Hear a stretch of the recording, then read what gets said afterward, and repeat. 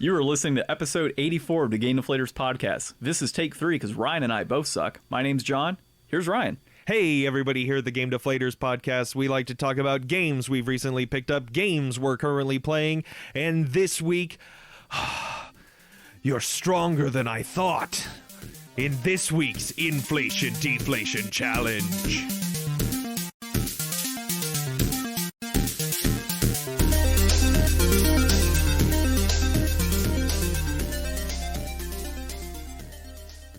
Terrible. Dude, that was the most cliche line that I heard in all of our games that we've ever played. Well, you know that when you're in a gang and somebody betrayed the gang and you got to get to the bottom of it, there's going to be a lot of that. There's going to be a lot of it. So, as always, and by the way, we're talking about, what do you call it? Beatdown, Fist of Vengeance, I think is the full name, on the Xbox. It's also on the PS2, but this week we reviewed the Xbox version. But let's get to that a little later. Let's talk about what we're currently playing. Ryan, you can kick it off. Okay, so everybody, welcome to the Game Deflators Podcast, where John talks about games he's recently picked up, and John talks about games he's currently playing, and I dabble in Monster Train on the side a little bit. I also played some Beat Saber for the first time this week, and that was super awesome, and VR is really cool, and if you have VR, you're a cool person. Because you have that, it makes you cool. And if you have VR games like me, but no VR, you're an idiot. Yes. Yeah. Or a forward-looking thinker. Maybe. Well, hold on. Since you said, if you're new to the Game Deflators Podcast, of course, you're now catching us on some sort of podcast application. For those that are just catching us, you can find us on Podbean, Podcast Addict, iTunes, Apple Podcasts, Google Play. Anywhere podcasts are found, you'll find us there. And Ryan, where can the people find us outside of podcast applications? You can find us online at The Game Deflators on Instagram and Facebook. You can find us at Game Deflators on Twitter, because they don't like the. And you can check out our website, thegamedeflators.com.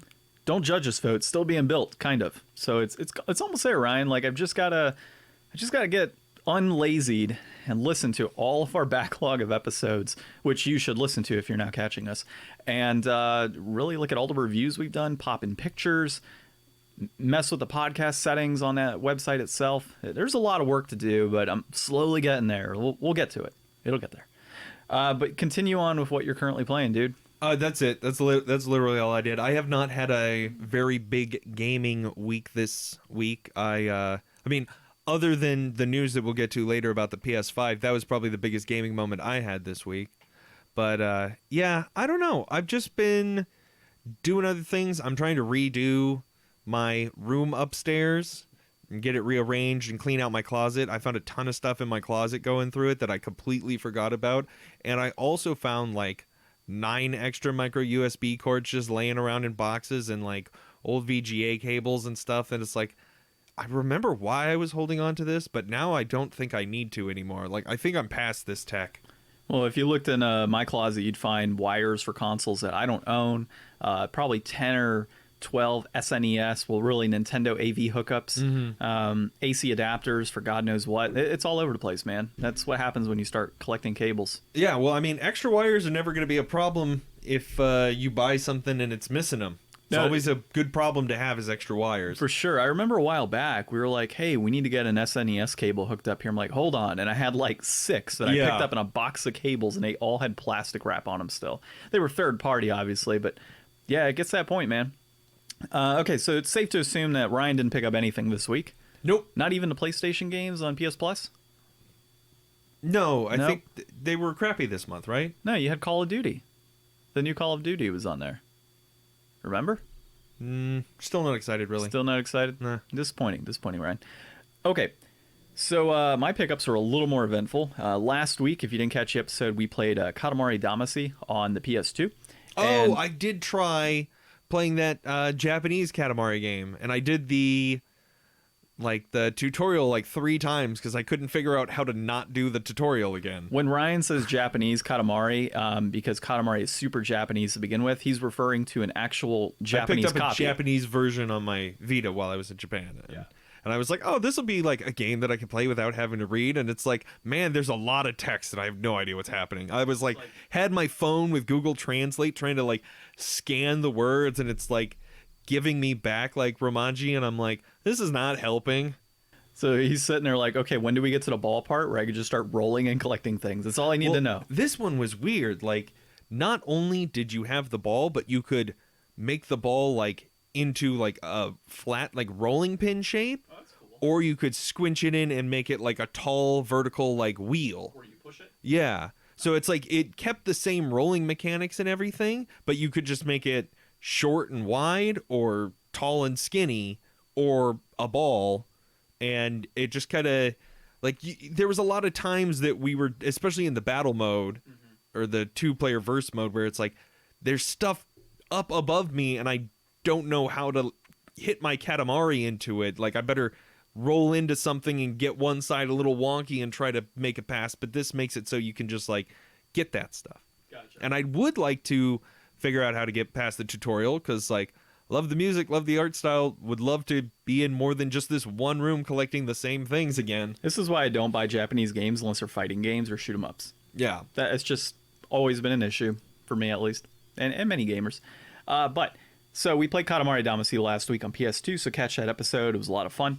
And I decided, well, are there any other Katamari games I don't own? Turns out I don't own Katamari, Forever Katamari, and I don't own Beautiful Katamari, and I didn't own Katamari Reroll on the Switch. So, of course, I went ahead and picked up Katamari Reroll. It was the most accessible. Got a new copy. And I had my $5 on my GameStop account from Pro membership, all the stupid $5 things that they're doing now. So I got $5 taken off that. And I also picked up Fairy Tail Fights on the PlayStation 3. It's becoming a little harder to find. This copy was in pristine condition, so I grabbed that. And we also picked up Paranormal Activity on the PS4. So this was an interesting story. I've been looking for this game for a while. They had it at Best Buy, and several years ago, I just never picked it up. I was like, it's a VR game. I'm not going to buy any VR games because I don't have VR. Well, now it seems like I'm buying just VR games. And the game is like $15 on Best Buy's website. And so I ordered it, and it was like, it's delayed, it's on backlog, blah, blah, blah. It says sold out on the website. When I ordered it, there was definitely one in stock. So I'm like, okay, I'm hoping I didn't have a glitch in the system and accidentally ordered something that they didn't have stock of. So I was so frustrated. I ended up picking up a copy on Amazon as well for like $27. The game's going for like 40 typically. So picked up on Amazon, and I get it from Amazon. It's got a huge crack in it. Like literally the game just has like, it looks like somebody took clippers and just like cut it, and it cracked all the way down the middle. Like the disc? The disc, yeah. What? I don't know. And the case was all bent out of shape. So I did an immediate return of Amazon. They shipped me a new copy. That one's in like new condition, not good condition. So that's good to know.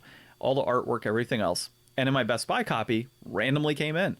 So like, I wasn't expecting it. Didn't say it's being shipped. I was wondering why you had two of it, but then it's like you've bought so many multiple copies of other VR titles. I kind of wasn't surprised. Well, I mean, here's the thing. I mean, with it going as much as it is, and I got it for $15, it's not a bad idea for me to sell the copy that's new, since now, I bought the Amazon one out of the whole idea of, well, if they didn't, if Best Buy didn't ship it, at least I get a copy while it's still available for less than $40-$50. So I got a new copy for $15 roughly. And because of a delay, Best Buy didn't charge me shipping. So it was just $15 plus tax.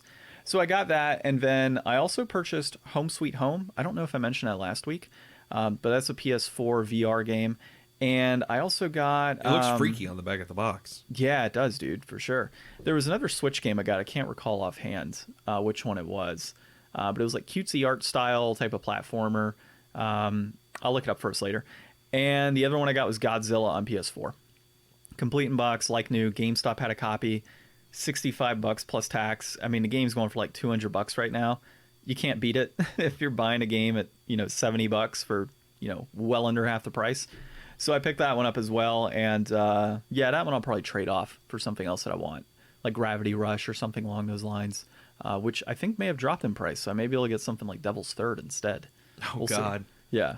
Dude, I'm surprised you don't already own that. Devil's Third? Yeah. Dude, I wanted that a while back. Well, about 4 or 5 years ago, some of the GameStops in our local area had it. And every time I tried to put order, somebody would pick it up right away. And it was going at that time for like $60. I was just like, it's $60. I don't want to spend that. I'll find it when I find it. Now it's going for like $180. Like, you can't miss the boat, folks. Like, when something seems like it's gonna go, Trust your instincts. Use the Force. John does this all the time. Yeah, I mean, and that's honestly one of the things that sucks about collecting, because you'll buy stuff and you'll look at it from a standpoint of, and I don't look at it from a financial value, right? I kind of. So I look at it from the aspect of, is this something I want to play down the road? And what is it currently selling for?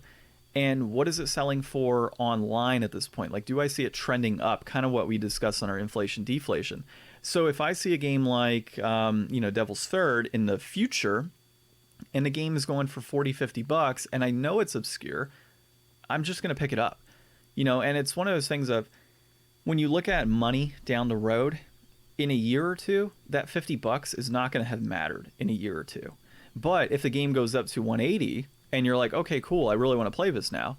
Now you're looking at spending 3 times what you would have if you just bit the bullet and paid the $50. Yeah. The year or two before. So that's kind of the issue we run into. And then Home Sweet Home is one of those that I looked at. It was an exclusive to, I think it was GameStop. So I believe it was a GameStop exclusive title. And it's selling for like $35 to $45 right now, right? But when you look at games like Gravity Rush, when you look at Godzilla, other titles that had limited runs, super low print, obviously, exclusive to specific vendors, those games typically go up. Paranormal Activity is a prime example. That game is actually a Best Buy exclusive. It wasn't sold anywhere else. It's a super low print run. So why would I not buy that for $15 or $20 now? Could it go down to $10 next year? Sure. Will it? Probably not. And the chances of it going up are probably a little better. And at the end of the day, that $15-$20 I spent a week ago, 2 years is going to be nothing. Like, I'm not going to have regret spending $20, 3 years ago. Yeah, exactly. So that's kind of my outlook on it. So if you're getting into collecting, or, that's something you're interested in doing, I would say kind of hold off right now on a lot of these like Sega Saturn titles that are at astronomical rates. I don't think those are going to stay, and I don't think a lot of people consider they're going to stay that way. Plus, you have disc rot associated with Saturn games. They're notoriously cheaper games, lower quality, I think, compared to like the PlayStation discs. So you're going to run into disc rot down the road, and that $1,000 you spent on that Panzer Dragoon Saga is totally not worth it at that point. It's a pretty box. Yeah. All right, I'm off my soapbox, Ryan. Into what I'm currently playing. I'm still playing ArcLad 3. I am on mission 86. I decided to just forego all of the missions. So my initial plan was, let me just do every mission that I can and, try to complete every mission 100%.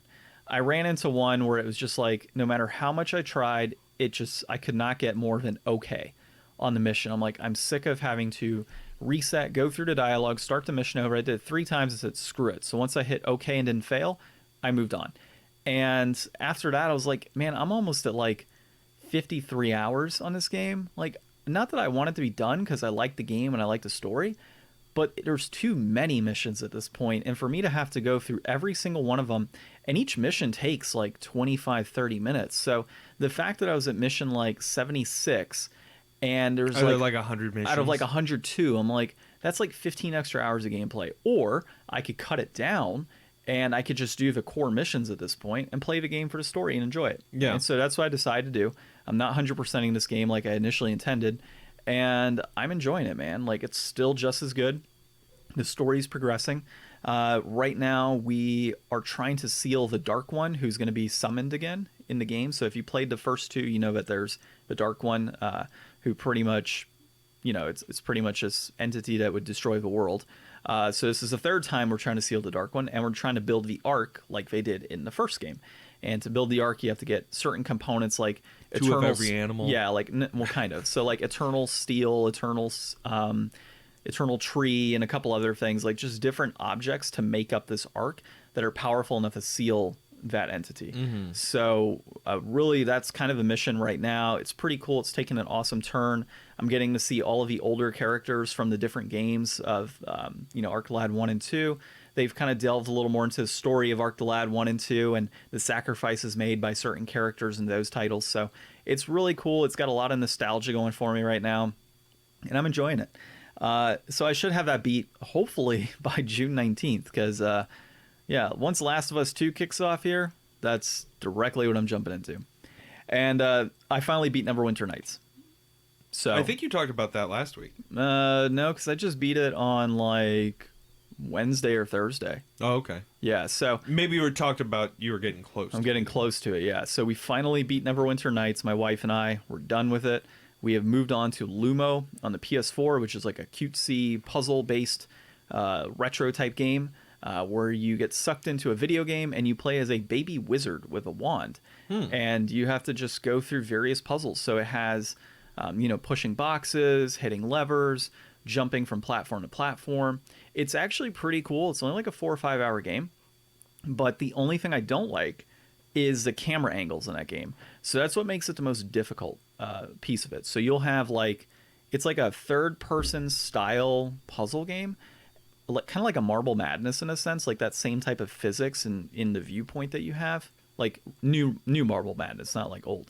And so you're trying to control your character to do certain puzzle type aspects of the game, but when you're jumping, you don't always you can't gauge the jump correctly. So you might be trying to jump from one corner to the other corner, and it's difficult unless you can see the shadow at the last moment of your character to be able to hit those corners. Gotta have that drop shadow. Yeah, so they have two modes. They have classic mode where you have lives, and then they have just a free play mode where you just play the game and you have fun and you can die in limited times. So that's what we're doing. We didn't want to screw with classic mode, but it's fun, and you have different things that you collect, cassette tapes that you can collect coins and bonus levels that you can randomly find, and then you have rubber duckies you can collect.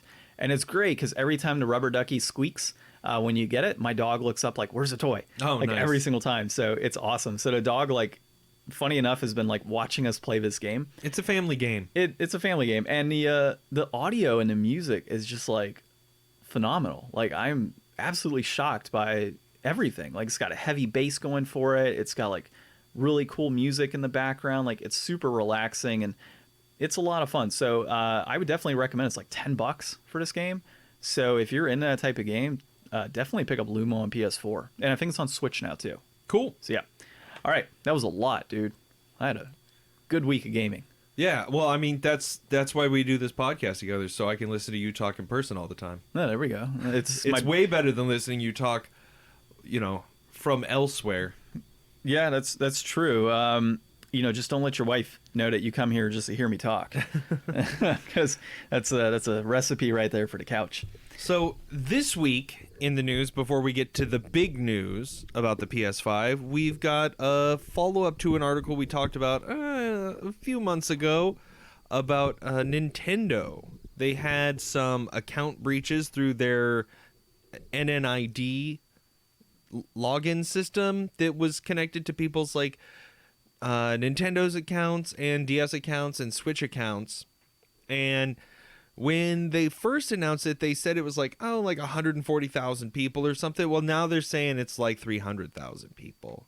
It's still not a majority of people that had Switch, because it was only people who were kind of bringing that NNID login over. So if for any reason you have not tried to contact Nintendo and you feel like your information may have been taken, I'm pretty sure there's links in this article on how to follow up on that. And this article, by the way, is by Tom Phillips at Eurogamer. Thanks, Tom. And so what I would urge, actually, is even if you don't know, or, you don't feel you were affected, still check it out. 300 is a pretty significant number regardless. And when you also consider Nintendo initially said 150,000 and it was double, can we really trust Nintendo in their numbers right now? I mean, I would just, caution. Yeah, it's only check if you had the NNID. Yeah. If you don't even know what that is, you're probably totally fine. You should probably still double check, though, because you may not know you have an NNID, or it's probably just good to double check on these things. Okay. Yeah. You know how it is, man. Credit card breaches and all that stuff, it's crazy. It happens. You should always double check whenever there's something like this occurring, and you may be affected. Yeah, me and my wife, we lost a credit card to a Facebook ad a few years ago. Wait, what? Yeah. How does that even work? Well, when I got this this nice Hydro Flask here, Hydro Flask doesn't make two-tone. This is a knockoff BS Hydro Flask. Does it say Hydro Flask on it? Yeah. I mean, Oh yeah, it's got the logo and everything. yeah, and they totally like stole our credit card, so we had to like cancel that card and stuff for this water bottle. Ryan it's a has good water bottle. Ryan has a fake Hydro Flask. I got a real one. Mine was given to me though by a company. Yeah, don't buy stuff off of Facebook ads, folks. Well, I've actually bought stuff off Facebook ads before, but I use PayPal. So PayPal gives you extra level of security. Yeah. Which is kind of nice versus just popping in your credit card. So caution to people, put in your PayPal account instead if you have one. And if you don't have a PayPal account, make a PayPal account. Be a John, Be not a John. Ryan. Yeah, be a John, not a Ryan. Okay. So, all right, cool on Nintendo stuff. Let's get into the big stuff, man. Sony had their huge game thing that they did. their PS5 stream. reveal. Yeah, the big reveal. And cool enough, it actually broke some records, I believe. IGN recently put out that they had like 1 million Twitch streams. They had like 2 million YouTube streams. Like, it's crazy how many people were streaming this. So it definitely shows that despite the fact that Sony has had some pretty crappy, lead up to this and, didn't do a very good job marketing up front, it seems like they may have kind of helped themselves out a bit just showcasing these games. And of course, the final reveal at the end of the stream of the actual console itself. We've got plenty to talk about on that. Before we start, what's kind of your just overall impression Of this event? Yeah, like, do you think that they did well? Like, if this was a normal year and Sony wasn't going to be at E3 anyways, like, if there was going to be a normal E3 going on, would this have been a good presentation? Yeah, 100%, man. I think it was. It opens up with the president and CEO, just kind of talking about what's going on with the PlayStation and how this is going to further, gaming and how this is a huge entry into like the next level or next generation. And he's just like, all right, enough about that. Let's show you games. And like, that's what people want to see, right? They want to see the hardware. They want to see the price point. But at the end of the day, with Sony, it's always been the games, yeah, right? It's always and what about can you play? games. And like, I know a lot of these are going to be multi-platform. For sure. I mean, like Resident Evil is not going to be like just Sony. But they did a good job, I felt. Like overall, we got to see gameplay. We got to see the console finally. We didn't see a price point, but we also got to hear from some developers in a sense of what's going on with this. And it had like a really modern type of futuristic feel to it, the whole like stream. I liked it. I thought it was pretty cool. Yeah, I thought that they did a good job with the pacing. Like, that's one thing that like the live conferences can fall victim to sometimes. Is like they get somebody who works at one of these developers to come out on stage and they're excited and they want to share their game and they want to talk about it and the energy's up, and then they bring out like some CEO or like some business dude to talk about something and it just drops the whole energy. Like when you just got like this montage of, different games kind of interspersed with all of this, like, I thought it was a little much. Like, I liked the like really leaning into the iconography of the, controller buttons, lots of squares and triangles and X's and stuff on like these big walls, and like the rumbling of all of they look like those little jelly beads. Yeah. They look like walls of those jelly beads. Like, those visuals were really cool, and it kind of really brought me back to, I remember working at Target and watching like the PS3 reel, and it was all this like black inky sludge that like turned into like, cars racing and stuff. So I love that kind of futuristic, black and white with like that little bit of the blue in there, and seeing some of that familiar iconography. It was a really slick design to it, and I mean, it really led up to something that's a new slick design for sure. Yeah, 100%. So where do we want to start with this? So obviously we both like the show. Let me pull up my notes. So I pretty much it was like school, dude. I was sitting back watching it and typing notes as I watched every trailer. Mm-hmm. So I think this we got pulled up a website here. So this was inverse.com. They've actually got all the trailers, so check them out. And they've also got some testimonials from different, not testimonials, that's the wrong word, but quotes from different organizations. Yeah, just different people. We're mostly just using this as a list so that we could see everything that was announced. Real quick before we start, because this list definitely isn't in chronological order. of the reveal. So I have the chronological order of the reveal, actually. So you want to go through that one instead? Yeah, I mean, this is literally like my chronological order. Okay, so we opened up with Spider-Man. No, it opened up with Spider-Man. Grand Theft Auto 5. Oh, okay, fine. So okay, does that really count? Grand Theft Auto 5 is going to be a PS3 game, a PS4 game, and probably a launch title for the PS5. Man, are they milking their money out of this. But what I heard was that supposedly if you buy the console at launch, you just get GTA 5 for it for free. That's what they had mentioned on there. I missed that opening bit. When I watched the... And then they said that PS4 owners leading up to the launch of the PS5 version would get $1 million GTA cash every month until launch. So, I mean, you're looking at, what, $5 million GTA cash, whatever that equates to? I don't know. I don't play GTA. Yeah. So... I think that it's an interesting thing to do. I think it's a good thing to do for people that, like... I mean, there's got to be nobody left that doesn't own GTA 5. I mean, it was just free on Epic, like, a few weeks ago or last month or something. Mm-hmm. So, like... Anybody that didn't have this game and had a good enough PC to play it already got it.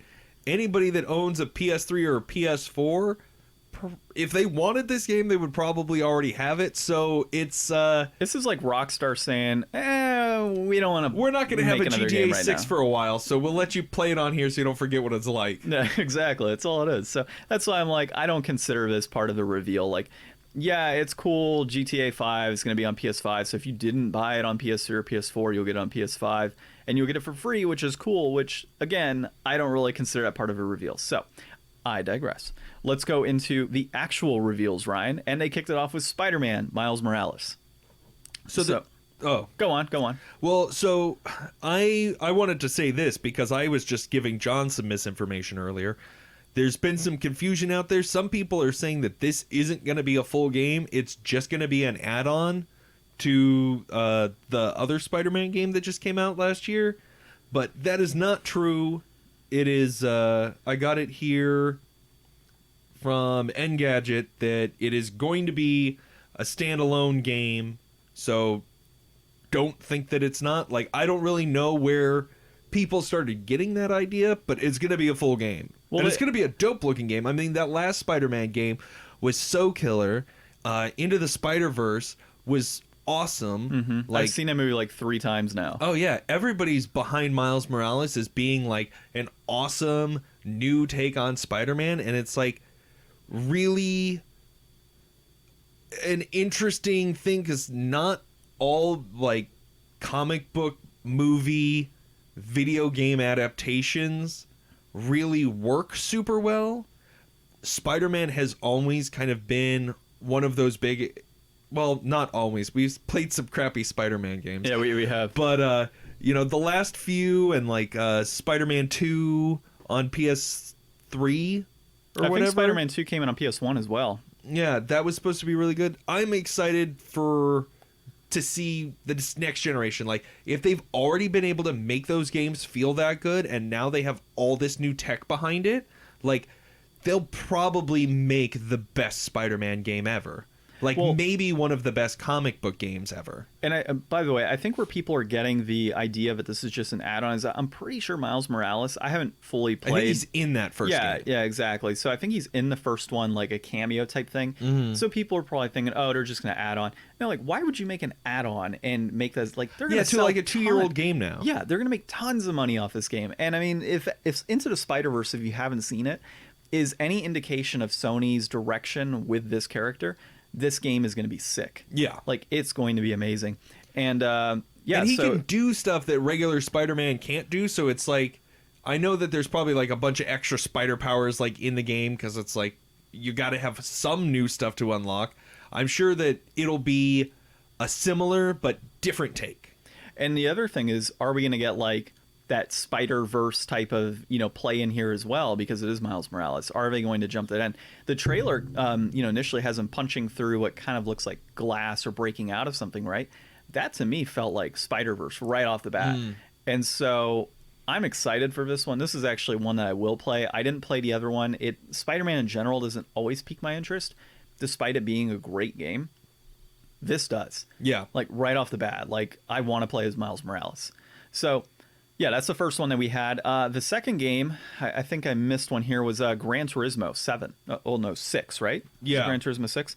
Yeah, so Gran Turismo has a new entry coming out. No, it's 7, dude. Oh, it is well, 7. I'm thinking 6. Because we don't play. We don't play Gran Turismo. I haven't played a Gran Turismo since 3. And I loved it. It was one of my favorite Gran Turismo games. And was that the one that I had on my demo disc?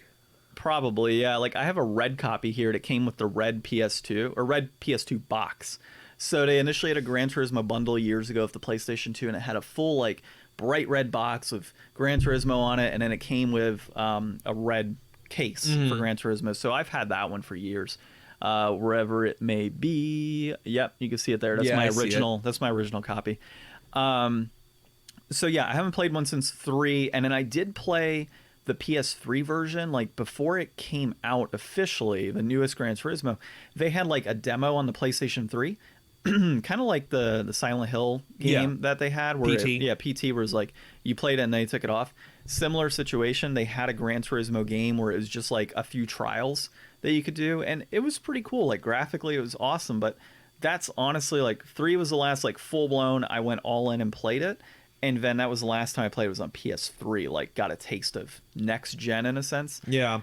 This actually looks pretty good, but it's a Gran Turismo game. Yeah, I mean, that's one of those things. Like, a realistic racer like Gran Turismo or Forza is going to show off, like, all of the engine stuff under the hood that you want to see a console. Like, you want to see glistening sunlight on a dewy road with blades of grass and people whipping by at 90. Like, that's what these types of games are really for. You know, I mean, besides the love of those type of games for those audiences, but I don't know, it just didn't really do much for me. Like, I was so much more stoked for the Forza game at the Xbox reveal where they had like the Lego car and stuff come out. Like, I thought that was way cooler. This just isn't my genre. It doesn't really pique my interest, but it looked really good. Well, here's the thing, like, exactly, it's not your genre. And I mean, it really isn't my genre either, but I mean, Gran Turismo really has kind of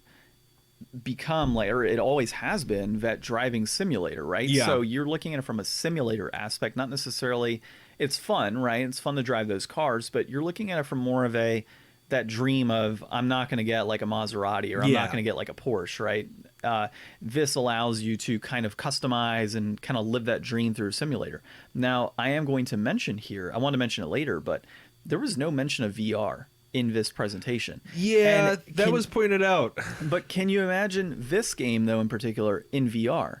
That would be sick. To do like Gran Turismo driving simulator with VR and a wheel in hand, like, that would be amazing. Like, just that go would driving. be a lot of fun. Well, yeah, you could. Except Like, just go somewhere. Except I can't go 90-something miles an hour and crash into other high-end cars. Yeah. Yeah, exactly. I could do that in Gran Turismo. Yeah. All right, well, what's next? Okay. So next on our wonderful list is one of my favorite series, Ratchet and Clank. Yes. Oh. Ratchet and Clank Rift Apart. This game looks so cool and so fun. Like, I have really fond memories of playing. I only ever played the first one. Oh, I played like all of them. Yeah, it was a great series. Like, the reboot a few years ago with the movie was supposed to be good. I never saw the movie. The movie was good.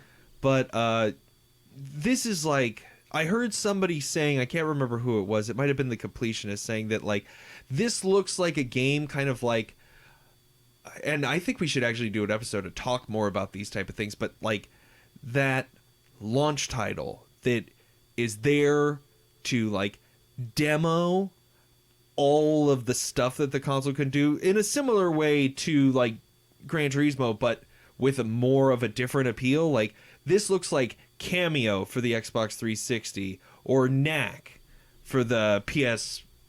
PS4, yeah. Yeah, Knack like one of those type of games. Like, this looks like it's going to be that launch day game that's going to be like, wow, like, look at all this. Like, look at these innovations. Like that kind of grappling the Rift and pulling it towards you. Like, that's very much like the teleporting in like VR. Like, in VR you can't walk around everywhere, so you kind of just like point in a direction and move your thumbstick and just kind of appear there. But like that instantaneous, like, boom, you're there. Like, effects like that are going to be, like, really high speed and, like, take advantage of that new floppy SSD that they got in there. Like, that's good stuff right there. Yeah, Ratchet and Clank has always been a favorite of mine. One of the better parts of Ratchet and Clank is the sarcasm that's tied into it. Just a lot of it comedy. There's a lot of slapstick involved in here too. It's not, there's some raunchy stuff mentioned, but it's not like way above, like super raunchy. Like, it's always been fun. We'll see what happens now that they have Ratchet. Ratchets. Is that what they're calling it right now? That's what they're calling her. And I've been told that porn already exists. Yeah, I know. I was reading some tweets yesterday. And it was something like, she hasn't even been out 2 minutes and people are already making porn. Like, oh, dude, I'm sure that, like, there's some very talented artists out there that are just, like, watching their computers, just waiting for, like, the newest thing. And they're going to be like, I'm going to put boobs on this. Yeah, when we start talking about the Volcano High School, I bet there's already, like, tons of porn on that one. And DeviantArt. Or wherever they put porn, I have no idea. So, yeah, no, Ratchet is, when my wife and I were watching it, we're just, like, watching this trailer. And at the end, I'm just like, who the hell is that? I'm like, where did this come from? And it's just, like, this cool new character. Well, and I don't remember, like, isn't part of Ratchet's background that he's, like, the only... Yeah, whatever he is. I want to say he is. Or was that Jack? It was one of those platformer shooter games that came out back in the day. Either this or Jak and Daxter. They were like the last of their whatever they are. I honestly don't remember. It's been a few years since I played a Ratchet and Clank game. I think the last one I played was on PS3 because PS4 they rebooted everything. So yeah, I don't recall offhand, but that I could definitely give some significance to that if that's true. If I have no idea what I'm talking about, let me know somewhere on the internet. Maybe at Game Deflators at Twitter or the Game Deflators on Instagram, and just be like, Ryan, no, you're wrong. Yeah, look at Ryan doing the plugs. Yeah, so I don't recall offhand, but Ratchet and Clank has always been near and dear to my heart. I definitely want to play this one. It's definitely going to be maybe not a day one because obviously if I don't have a PS5, I'm not going to buy it. But it's definitely a game I'm going to play. Hey, it hasn't stopped you from buying PSVR games.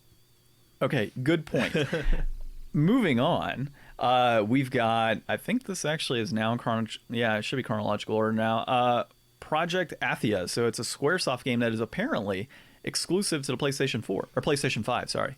Yeah, it's got your walking around this like really lush, beautiful world, and you're using like druid looking powers, like summoning vines, and like there's some big dragon at the end that's all kind of like it had a very like your character's naturalistic feel, and your character's moving like super fast, jumping from like stone to stone in different areas. So they got a little bit of gameplay mixed in there. Overall, obviously it's a project. Projects are, I'm always weary about these only because they say, hey, project whatever, and then like a year from now we won't ever hear about it again. So that's kind of what scares me about these things. It looks beautiful. It definitely looks like something I'd want to see more of. But I am like really cautious to get excited about something like this just because we don't even have a title. It's just project. Yeah, and it kind of had a similar, I noticed this between some of the games that were announced, and I kind of made a note, like, there's a lot of these games that were announced that look like, lush, beautiful, outdoor, exploring kind of type games. Like, the open world genre has just been so big this last console generation that I'm going to be real excited to see, like, what they can do to push that genre forward, because so many of those games start to feel kind of samey, and people start to kind of get over that, like, climb a tower, reveal part of the map, go here, do it again. You kind of get into that Assassin's Creed, Far Cry. I mean, they even did it in Breath of the Wild. I didn't see anything that showed me how is this going to be a different experience. And then Project Athia, I think that showed like similar to the Unreal 5 trailer we got a few weeks ago, where like she just kind of does like a massive jump and like covers like a lot of distance really quickly. Like, I think being able to go through these open worlds in like a faster, more aggressive manner might make them kind of change up, because it's like you don't always have a car depending on what type of fantasy you're in. So like being able to have a big massive world that you could still navigate easily and quickly and in fun new ways, I think that could kind of pull this in an interesting direction. Yeah, I agree, man. And it kind of had like a Souls feel to it as well, like that Dark Souls type of feel, or Demon Souls really type of feel to it. So I'm excited for it, but I'm kind of holding my breath on it just in case. And I'm really excited overall with this next generation to see the cinematic experiences. So that's one of the key things I noticed, is that a lot of these games were hinging more on storytelling components in their trailers and the cinematics versus more We didn't gameplay. get a lot of gameplay. Yeah, we got some gameplay for some of these games, but Yeah. I mean, if they can Always good gameplay is should be the number one, or don't include any and just go all story. Yeah, exactly. So I do like the approach that they took for a lot of these trailers. Obviously, a lot of these are still in development. They're not supposed to be out till end of year or even 2021 and 2022. But yeah, I mean, from a cinematic standpoint, everything looked great so far. And that's considering it was streaming from YouTube onto my 4K. Yeah. So we'll see how that goes. All right. The next one that we saw was, let me just double check. It's on my list. No, this is not in chronological order. Returnal. So Returnal was the next game. Divisive. People are being divisive about this one. Well, the name is stupid. I like the name. The name is dumb, The Ryan. name is totally something I would say, and that's why I love it. You would use the word Returnal? Yes, No, for sure. you would not. I totally would. Oh my god. Well, either way, I thought it was a very dumb name. The overall gameplay on Returnal, I don't know, man. It just kind of looked to me like entry into the PS5. Like, it oozed, first title for the game type of thing. Like, it just didn't feel to me like anything that was new or different. The gameplay was not imaginative that they showed No. off. It's just a third person running around shooting guns with different colored bullets. Yeah, pretty much. Now, the story component that they had, that cinematic component, was really cool. And so that piqued my interest. And then, of course, they jump into this whole, like, third-person, colorful bullets. Okay, I've seen this done a million times already. What are you offering that's new? So the story seems pretty cool.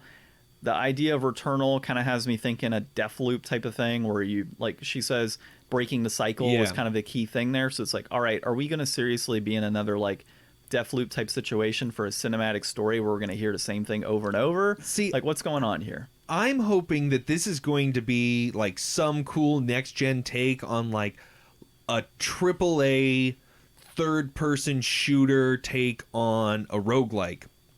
Because they showed off her running around with like a few different weapons, and roguelikes, you need to be able to understand like the gear that you're getting has to be able to like piece together in interesting ways to develop like some deeper synergies in the game that you could take advantage of to have like more or less successful runs with the RNG involved. And when she's talking about like this planet seems different every time I come back or every time I start again, it's like it could be a really cool way of like having a roguelike where it's not necessarily the same kind of generic layout over and over again, but like actually having like different skybox, different terrain, different places, different weapons in different places. And it's like, oh, that's the purple gun. I gotta go grab that purple gun because I'm gonna do like a purple gun run or whatever. Like, that's kind of the vibe that I would like to see from that. I don't necessarily know if it's gonna go that way, but it could be cool. I'll pick it up when it's in the bargain bin. Returnal, $5. It probably will never get that low. Okay, so the next big one was Sackboy: A Big Adventure. Ryan, have you played the Little Big Planet series? I got Little Big Planet when I got my PS3, and I probably played it like for a few hours, and that's it ever. So this trailer, to me, seeing the gameplay, seeing the colors and everything tied to it, very Mario-like for Sony. Everybody's saying Mario 3D World. Yeah. And that's... Or 3D Land. That's something Sony's been missing for a very long time, to try and jump into that other group, so that family group, those kids that want to play.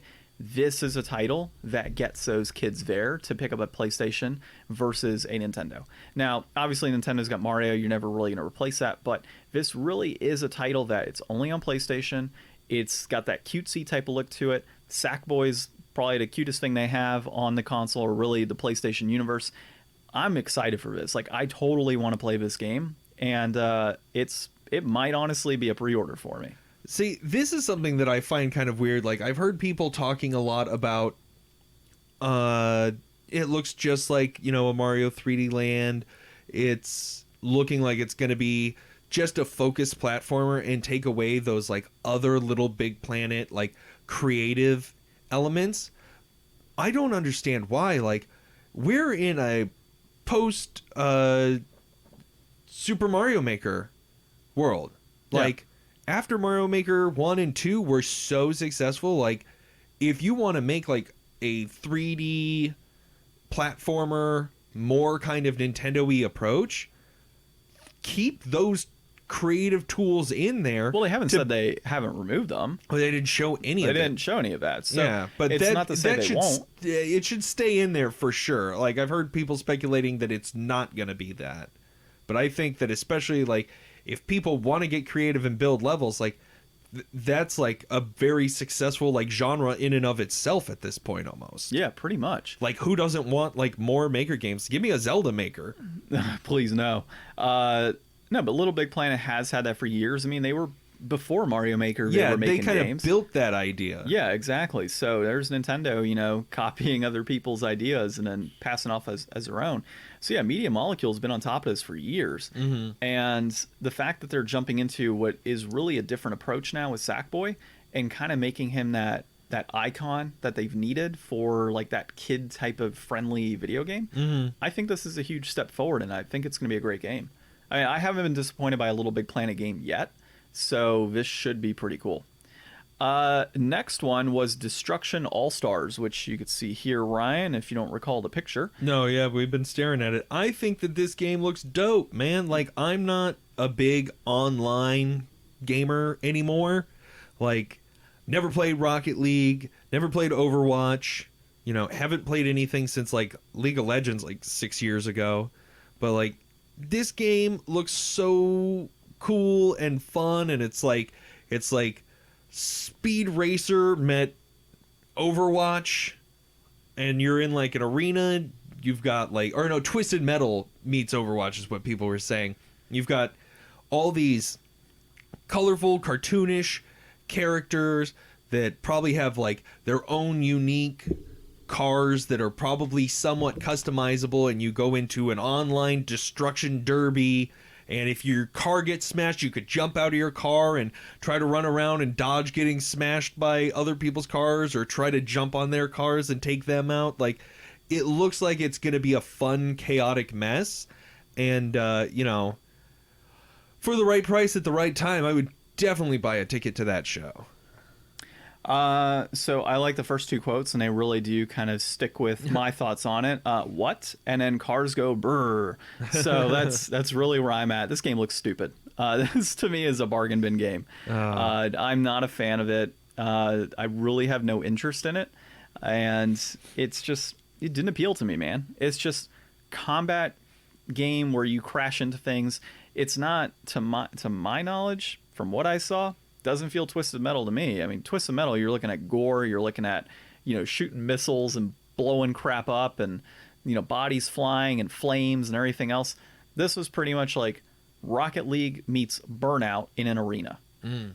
That's what it felt like to me. And it wasn't appealing, man. The overall trailer itself looked dumb. It did have that, you know, what you're saying, that, like, Fortnite and, you know, other types of, like, crap games I don't like type of feel to it with the colors. It's just not something for me. Yeah. I mean, and that really speaks to the lineup. I mean, every one of these games we talked about so far has been, like, so totally different. Like, they're really going to have a very broad net to appeal to in these first couple of years. Yeah, I mean, I get it. It's just not my style, dude. Mm-hmm. Not something I want. Okay, so this isn't the next one, Ryan. The next one is actually Kenna Bridge of the Spirits. Or Kenna Bridge in Spirits? Hold on. My notes are... I had lots of typos, Ryan. So let me get the exact... Kenna Bridge title. of Spirits. Bridge of Spirits. Okay. I had if on here. I'm like, that's not right. Okay. So yeah, Kenna Bridge of Spirits was the next game. And dude, I thought this was awesome. It had like that open world feel mixed with kind of like a Breath of the Wild and Horizon Zero Dawn type of thing going for it. The colors were there, so it was just... It was a beautiful looking game. It looks like a movie. Oh, dude! Like, it looks so good, and those little things were so spirits. Cute. Yeah. Oh, it's giving me some serious Ghibli vibes. Yeah, I was gonna say that's exactly what it reminded me of. The little spirits or little black dust balls, which I have somewhere around here. Somebody made me them a long time ago. Oh, some little soot sprites. Yeah, I have some of those lying around. Yeah. So this game definitely looks like an awesome action adventure type game. It's got some great cinematics to it. Sounds from the trailer like we're gonna have a pretty cool story, redemption type arc going for it. It really had some good vibes going for it right away. This will probably be a strong pre-order title for me. Yeah, like this is I mean, most of these games are gonna be in that same kind of thing, like I've said already, but this definitely looks like one of those games that a lot of people are gonna pick up at launch. And some of those games we don't always hear a lot about down the road, like the knack and the cameos and stuff like that. Like, I never really hear people talk about those kind of games much. They kind of do what they're meant to do, and then the console and developers pick up steam and they learn how to make things better, and they make better things, and they kind of get overshadowed eventually.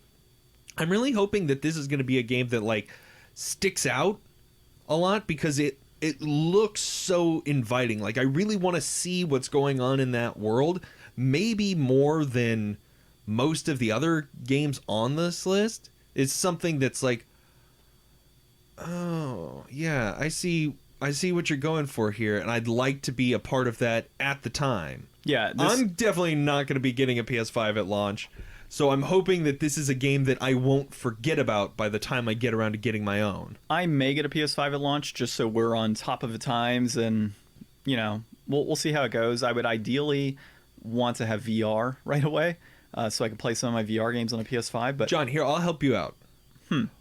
Get me a PS5 at launch. That way you don't have to worry about, making that decision for yourself. I'll consider it. We can potentially share custody of our PS5. Okay, so the next big one, I think I'm gonna say right out, I think it's gonna be trash. Was Volcano High School, or Goodbye Volcano High School. Goodbye Volcano High. The more I think about it, the first quote you have here says, "Huh?" Yeah, so there's a lot of people say this game's going to make you cry. It's going to be one of those super casual games that you just kind of go through and you have like this teen angst storytelling component. It has like dragons and foxtails and everything else going for it in the overall like a trailer. Webtoon animated looking, like they didn't show any gameplay at all. So most people are speculating, it looks like it's definitely like a visual novel type thing. Yeah. And that's not my jam. It's not necessarily a necessary or great launch title, but the fact that they want to spread out and put a game like this in the forefront with the PS5 reveal, and alongside a lot of these games are like long-standing, just newest entry in a franchise, and everything else is like, here's a polished next gen like new thing, and then this is kind of, well, this is all hand drawn. Yeah, is what I was reading. Yeah, but I mean, it's not going to show you what the PS5 is about, and it's also not something that can rest on its laurels that already has a built-in fan base. So going for the inclusion of throwing something like this in and amongst all these other titles, I think it really speaks a lot to Sony wanting to capture as large of an audience as possible. Well, so I'm looking at some of these quotes here, and one of them says, hello, interesting looking game, definitely on my radar now. You didn't see anything about the game. You just literally saw like... Yeah, Thomas Franzese. Yeah, like, dude, you just saw some standard colors and pictures. Like, that's all you saw, and some audio. Like, it is interesting looking. Well, yeah, but you didn't see the game, so how are you going to say interesting looking game? Like, some of these at least had gameplay, or you saw, like, the cinematics and whatnot tied to it.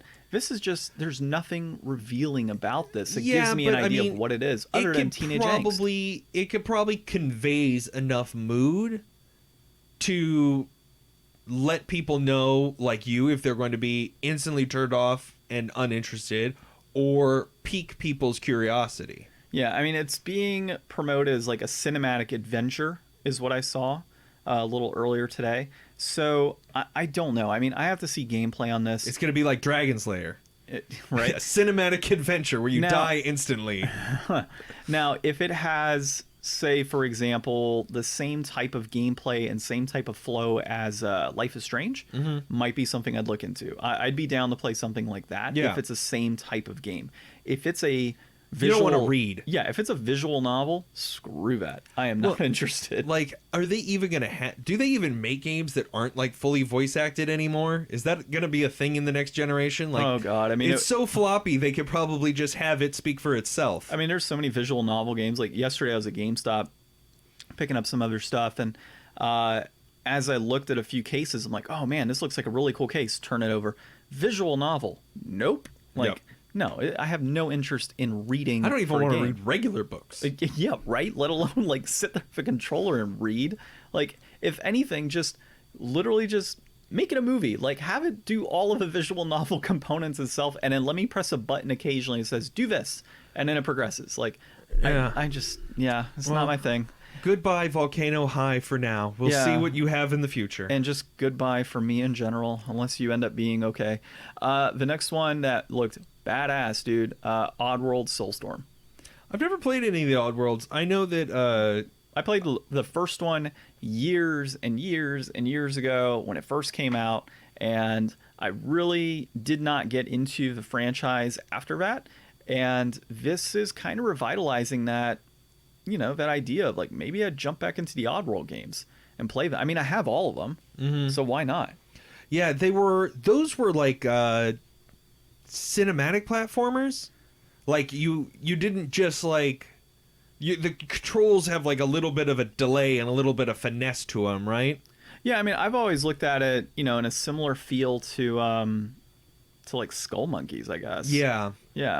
So it's a gorgeous looking game. I mean, the visuals were absolutely stupendous. I think that, you know, even for not playing it, like, the Oddworld setting is like this great, like, sarcastic, witty, dystopian, dark, you know, and this is super corporate dark future where it's like everybody's expendable and you're just trying to do your best to save your fellow people and, you know, trying to escape death at every turn. It's definitely going to be a fun game. A lot of people are going to have an awesome time with this. I don't know if I'll be one of them, but I'm definitely not turned off by it. Like, it makes me want to try these games more than ever, really. Well, we have all of them here, dude. So I've got enough stuff I'm not playing right now, John. I can't add that to my not playing list. Persona 5, cough, cough. 4. Persona 4, cough, Although cough. technically I'm not playing either. Yeah, exactly. I'm not playing all games right now. Take that. I'm going to take your Is phone anybody away. else not playing all games right now? You cannot play Ghost Train anymore, or whatever the hell. Monster Train. Okay, so yeah, Oddworld looks pretty cool. If you have nostalgia for that, you're definitely going to like this. It's more of a kickback to the PS1 classics, they say. So definitely stoked, man. I definitely want to see more of this game. I want to see more gameplay, and that's a game that I will purchase down the road. Well, and I think we talked about this a few weeks ago. I mean, they're always, you know, everybody's always bringing up, like, new IPs or trying to remake old IPs, but bringing back, like, some of these games that have, like, skipped a couple generations, like, especially I mean, I guess Ratchet and Clank doesn't really count, though, because they just made that movie and that remake game. Yeah. It's good to see a lot of familiar faces here. Like, I like to see these franchises pulling their weight in the new year and trying to put out some cool stuff. Man, we got a lot of games still on this list. We gotta pick it up. Moving on. Okay, moving on. So, and that's not to say that we shouldn't keep talking, but you know, people don't want to hear us for 2 hours or 4. Okay, so the next one that's on the list here is Ghostwire Tokyo. This was announced last year, and it looked a lot spookier. I mean, it definitely still looks spooky, but it's got kind of more of a... Oh, what did I say earlier? I don't know. What did you say earlier, Ryan? It's Bethesda. That's kind of my thing right now, dude. So Ghostwire Tokyo, it has a horror vibe to it going for Dishonored. it. Oh, looks Dishonored. Like, you could see your hands and you're doing... Or it kind of looks Mirror's a little Edge. Mirror's Edge, too. Yep. Yeah. Mirror's Edge is kind of what I got off right away. I didn't even think Dishonored, although it's probably more like a Dishonored. But futuristic, horror-based elements tied to it. Slenderman. Yeah. Headless girls in school uniforms. Exactly. It's got everything I'm looking for. Everything you're looking for in a game. Leave it to Bethesda to compile a whole bunch of crap into one game and the crazy mix it up. visuals. Like the colors, like the swirling. The digitization of stuff as you like crash your hand into people and stuff for enemies. So yeah, it looks pretty cool. We saw some of this last year when it was initially announced. We got a little bit more here, a bigger taste for what it's going to be on the PS5.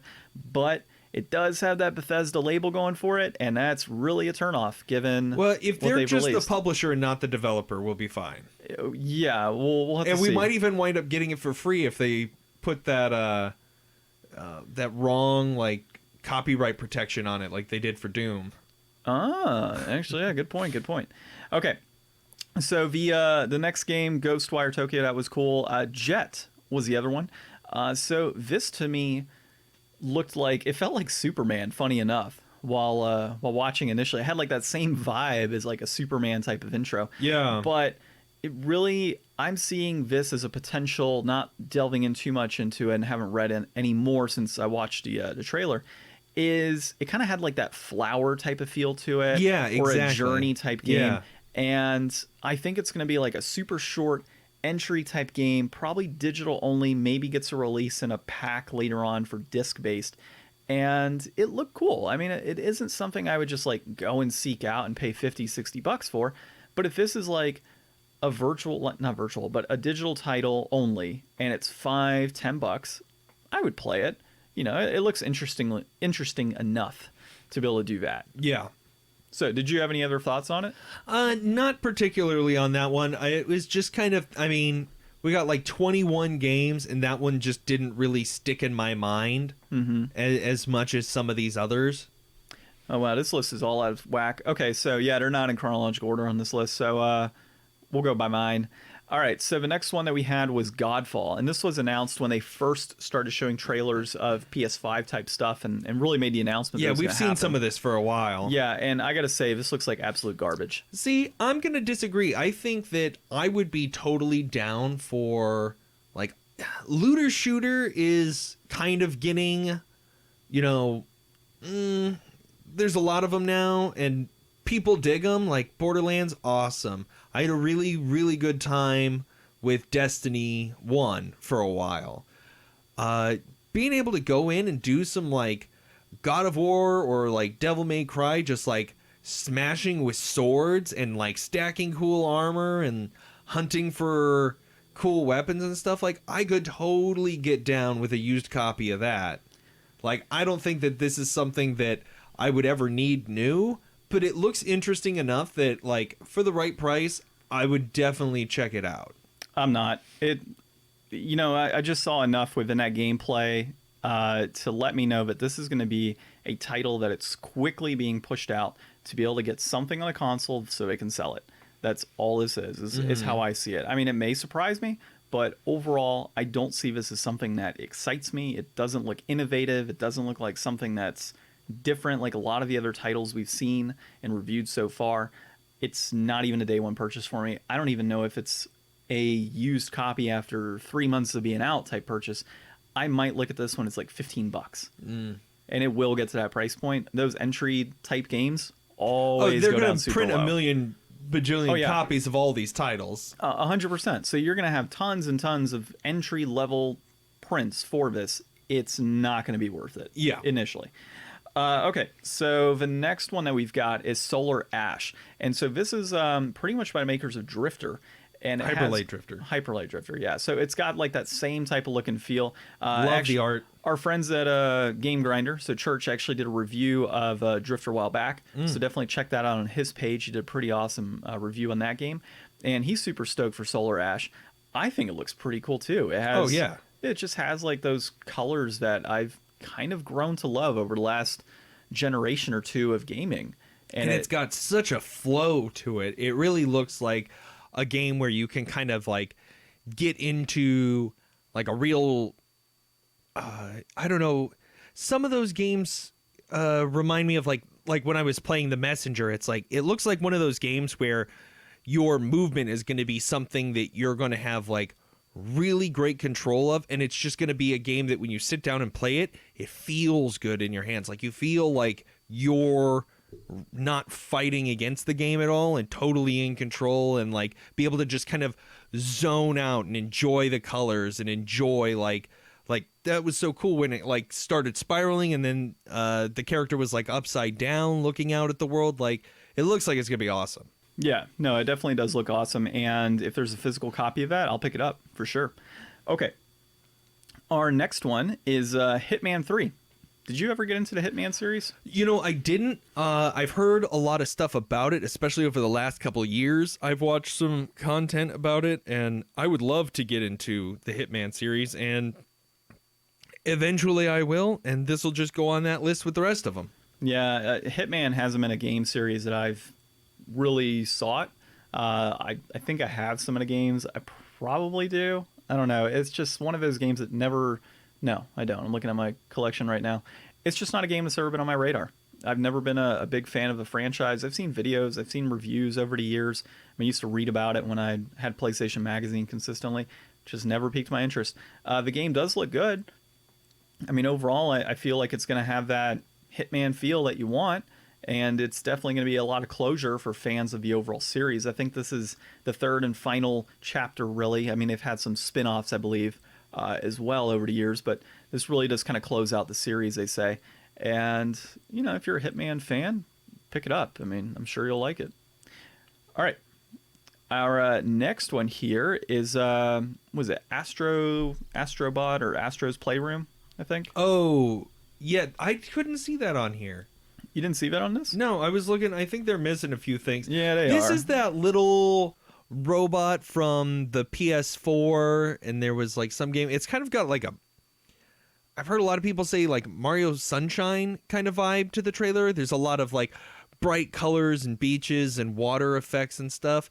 I don't know. It's probably going to be like a really fun like starter game.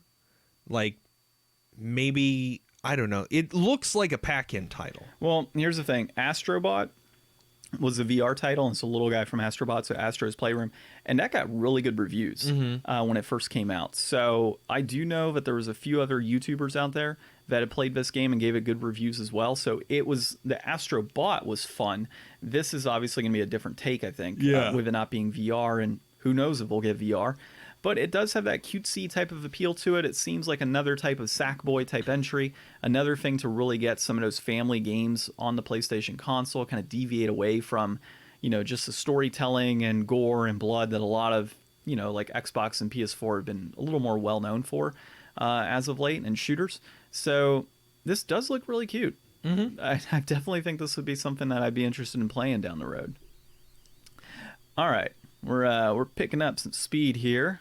So, Astro's Playroom, Little Devil Inside is the next one that we have listed. This is probably my favorite of the show, just for probably the visuals and the scope.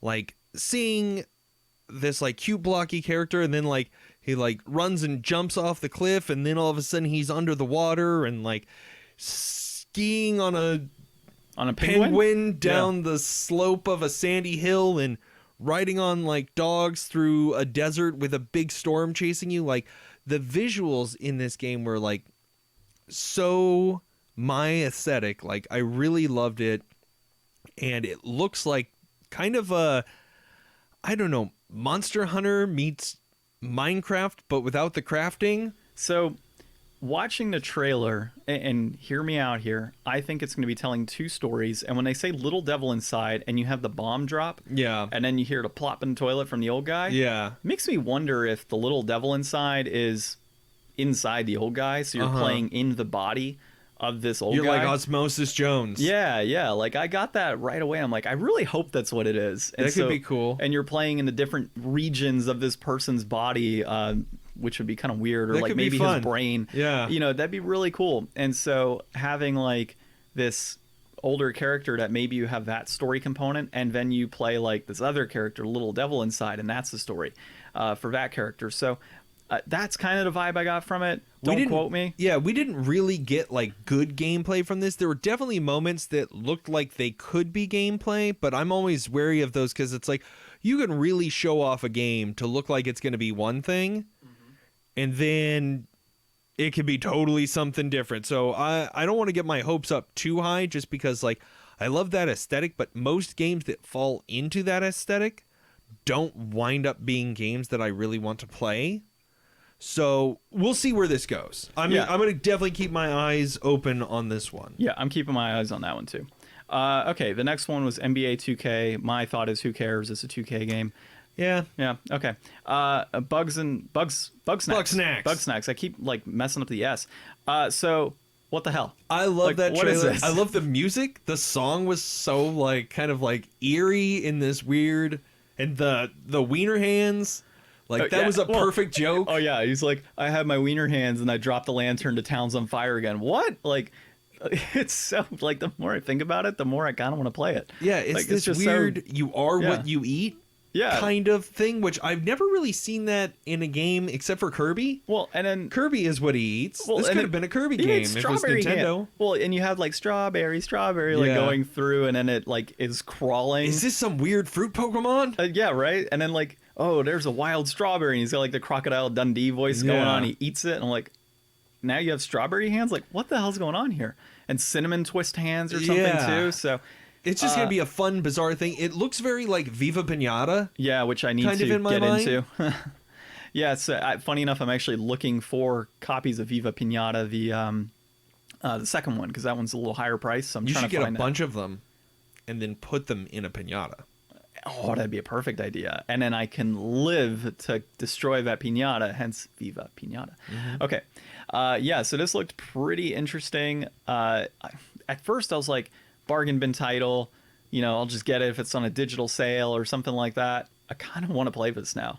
Like, I want to see more of this. I want to see more trailers. I want to see more gameplay. Yeah, it piqued my interest. Yeah, I've not played Octodad, but I've seen play of Octodad, and I mean that looked like a pretty good time. This looks like a game that's it's definitely going to be just a fun way to spend some time playing a game, probably with some other people. Because, you know, you're always going to laugh harder when somebody else is there. And this definitely looks like one of the objects of that game is to get you to laugh hard. Yeah. Now, the next one that we have on the list here is, of course, the one and only Blue Point game, Demon's Souls. We had been talking about this for months. Yeah, we talked about this a few months ago, and I was wrong. I thought that the only thing they could do that would be bigger and better than a remake of Shadow of the Colossus would be a VR remake of Shadow of the Colossus, and they disappointed me. I was on the Demon's Souls side of it. I figured they would be doing that. I kind of wanted Legend of Dragoon, but at the same time, to see all the Legend of Dragoon fanboys cry out in agony as the game was not created. I just don't think there's enough people that really want that's ever going to happen. No, I agree with you. Like, we barely got Final Fantasy VII Remake after, like, decades. Like, yeah, right. Nobody's clamoring for... No. Legend of Dragoon, this is something people wanted.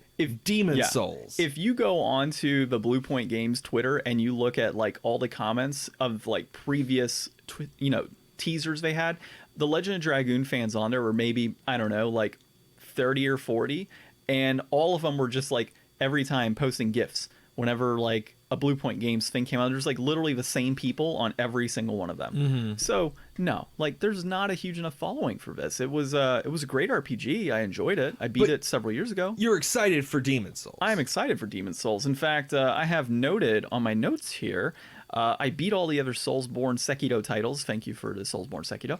And yeah, I want to play this one with you when it comes out. Yeah, I would love to play this. I've heard that Vati Vidya put out a reaction to this, and he's a really good YouTuber. He's got loads of Dark Souls, Sekiro, like lore and stuff about Bloodborne 2 on there. He's got great stuff, but he was pointing out some differences between like, the original and this one, and some of the, things that might not seem obvious or might seem like this might mean that this will change or this will change.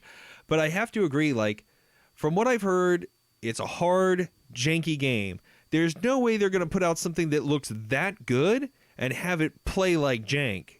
They're probably going to do a lot of like fixing and retooling and bringing this up to kind of that new pillar of quality that we have with the most recent entries in those series. Yeah, I agree with that. And you know what, though? I played this game back in, it was college. So I would say probably about 10 years ago. Did it give you nightmares? No, I absolutely love this game. I actually beat John's like, no, man, I beat it in one try, like one life. Yeah, right. No, I actually beat this game on my own. I didn't have any help because when I started playing Demon's Souls, there were no other players online. At least not many. So occasionally I might have had somebody come in for like a level, but no, I beat all the bosses on my own with this game. Really enjoyed it. I thought it was fun when I played it back then. I didn't notice any jank when I played it. I probably would now.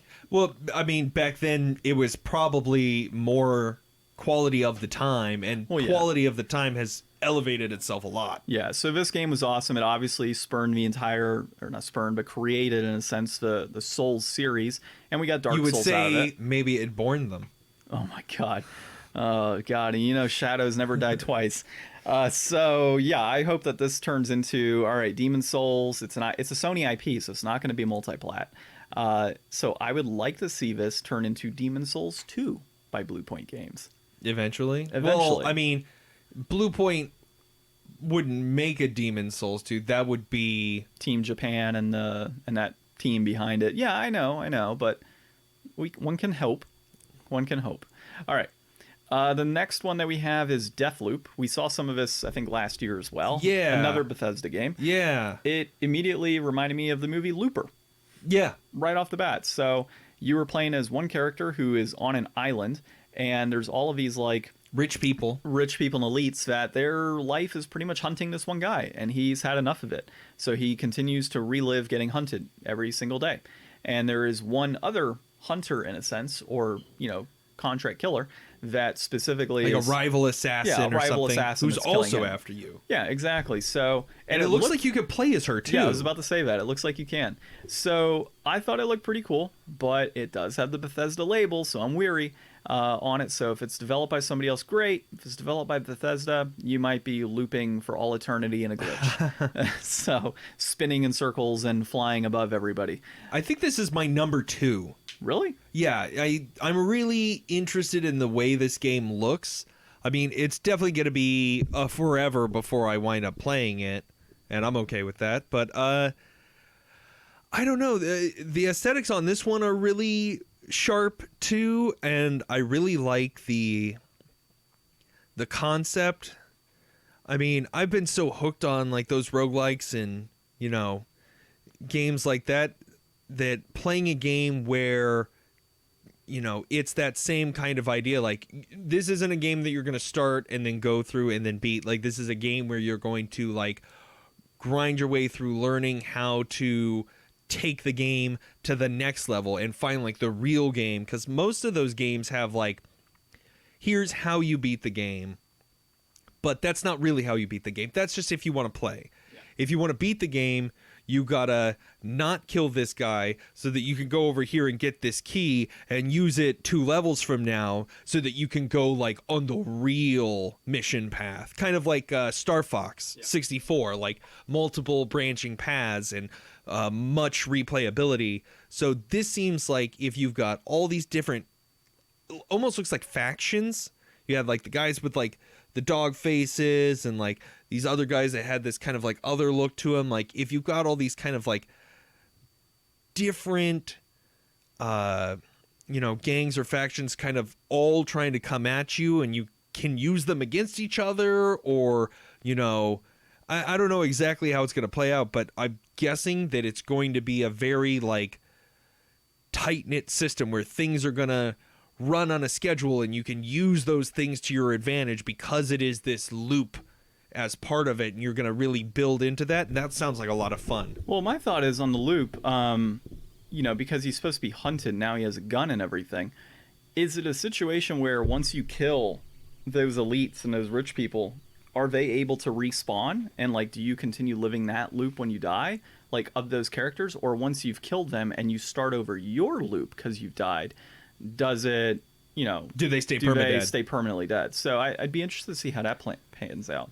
I know, imagine, why is it that, like, the boss, like, the big bad guy, whenever you kill him, he doesn't come back, but, like, you could kill, like, mini enemies in a game all day and they just keep respawning. Like, wouldn't the stronger guy be the one who's probably going to be able to come back? Yeah, right. Well, I guess they fall harder because they're bigger, right? I guess. Okay, so next one, I know you're excited about this, is Resident Evil 8. Yes. Village.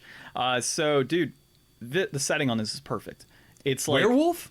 No. Like, the small town, elites in, like, this castle up above, snow everywhere, pure darkness. It reminds me kind of like 30 Days of Night mixed in with, like, multiple horror genres. Like, it looked awesome.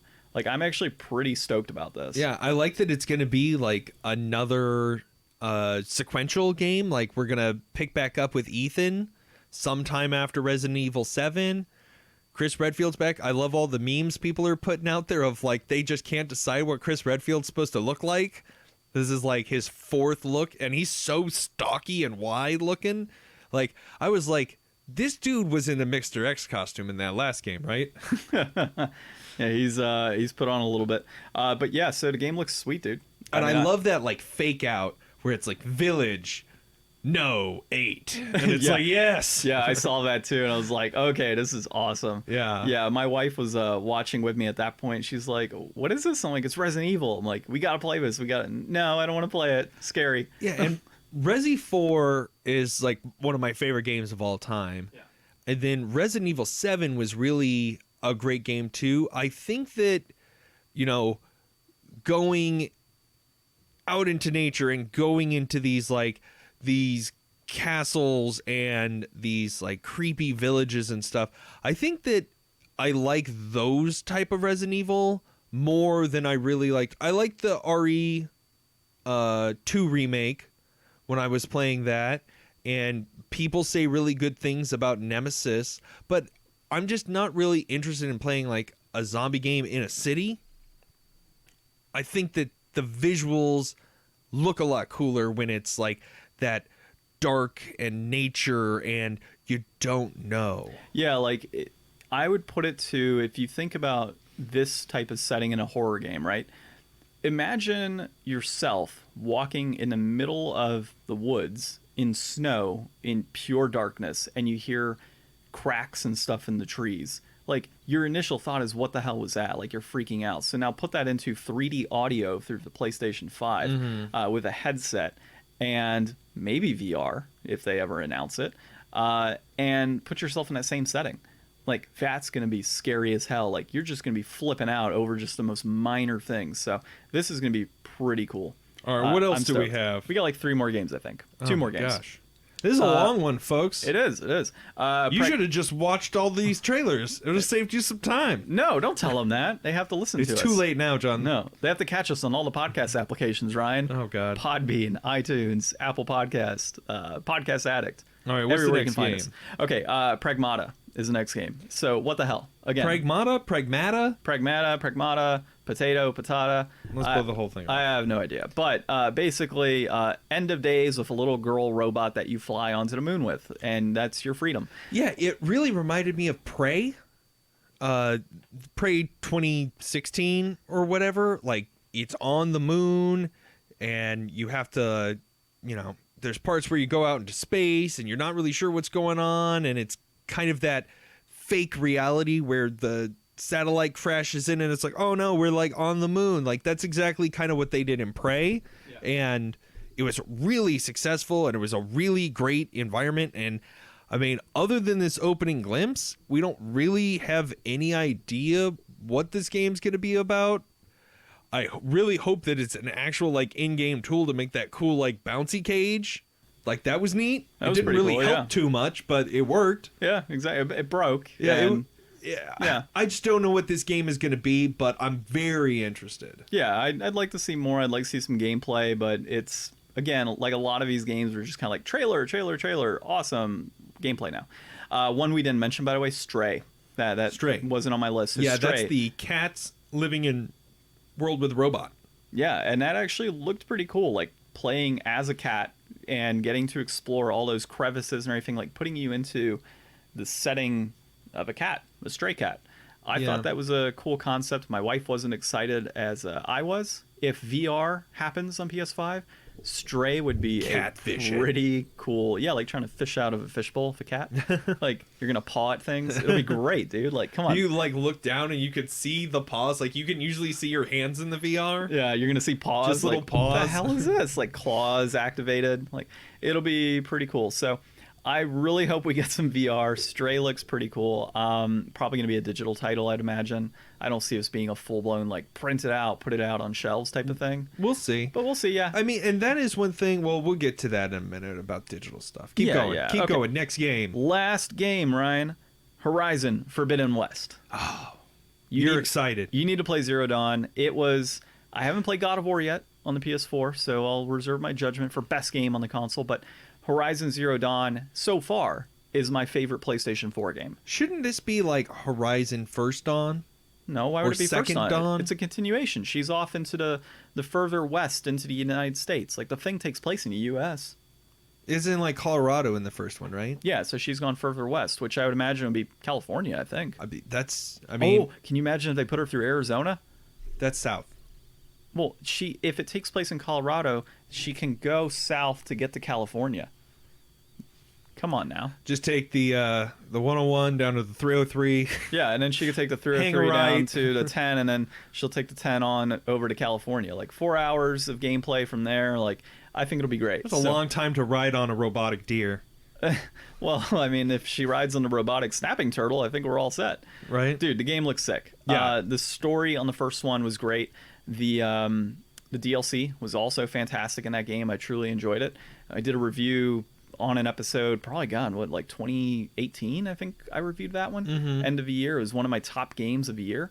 And it's still one of my favorite games. Aloy is a great character. Yeah, this is definitely going to be like a smash hit Yeah. franchise. Like, and it kind of came out like midway through the PS4 life cycle, Kind of, yeah. I maybe guess, a little later than midway. Maybe a little later, yeah. So I think that this being pushed towards like a launch or near launch, it's hard to tell because we don't exactly know the dates for any of this stuff, and who knows with everything going on in the world what could still get delayed when. But I think trying to hit like a big homer with this one early is going to let them roll right into making another one afterwards and like really kind of establish this to be like the PS5 franchise to beat. Early on, they're going to set a high bar because there's not really any other games on this list that I've seen that are going to be that type of game, that console selling, like absolute invest all of your time and energy because it's going to be big, it's going to be expansive, it's going to be everything that you love from the first one and more. Like, this is that game that stood out on that list, like more than any of the others, because it's like a new Resident Evil is going to be great, but it's probably not going to have the same impact as Horizon 2. Well, and here's the other component to it as well, is the first one is all about exploration and really understanding the world and the setting and the story behind what the hell actually happened. And then you have your key villain that really reveals himself at the very end for the most part. Like, you're going along thinking that there's this one villain, and it's like complete ass opposite of what it actually was. So seeing that build up and enjoying that story and the understanding of this developing world, now we have like this developed world. Like, we have an understanding of what the Horizon Zero Dawn area was, and now we're going into the Forbidden West. And so that in itself excites me. Let's see. So that's it for the games that were announced. Now, I'll just mention really quick some of the games that we missed that are on this list. So God of War 5. No, not list. They're not on this list. They're not on the list. I'm saying listing some of the games that were not listed. Yeah, that were not shown, that we want. So God of War 5, GTA 6, and I would say another one would be Elden Ring. We saw previews of that last year. It's the George R.R. Martin game that's supposed to be a From Software. Looked pretty sick. Nothing on that trailer-wise for this. Yeah. Disappointed. Yeah, I think that I think they did a really good job pulling this together and showing off some great stuff. And I'm not exactly sure that I'm disappointed or that I really feel like there's holes in that lineup. I think they showed off a little bit of something for pretty much everybody. Like, unless you're like, I only play video games for Tetris, like this might not have had something for you in it, but everybody else like probably got a little taste here or there, and I thought it was really successful, and I'm really excited.